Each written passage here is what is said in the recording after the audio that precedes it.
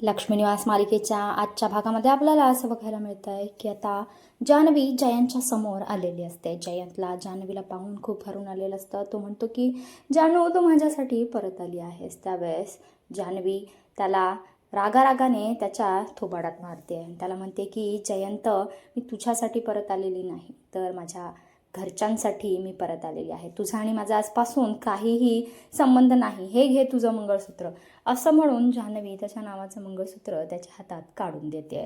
आणि हे सर्व ऐकलेलं असतं विश्वाची आई ललिता हिने.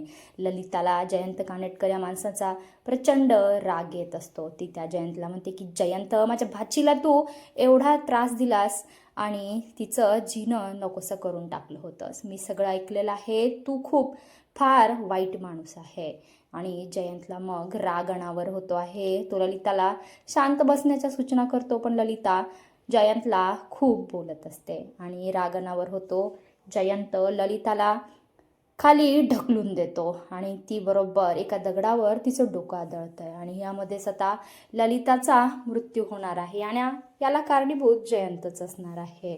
इकडे आता विश्व अनाउन्समेंट करतो की माझी सगळ्यात जवळची मैत्रीण आता स्टेजवर गाणं गाणार आहे. आणि जान्हवी जेव्हा स्वतःचा चेहरा उघडते तेव्हा लक्ष्मी, भावना, सिद्धू यांना खूप मोठा धक्का बसतो आहे. काय आता जान्हवीची पुढची चाल काय असणार आहे आणि ललिताचा आता खून झाल्याचं जान्हवीपर्यंत पोहोचेल का? जान्हवी आता जयंतला त्याच्या गुन्ह्यांची काय काय शिक्षा देणार आहे हे पाहणं खूप रंजक ठरणार आहे.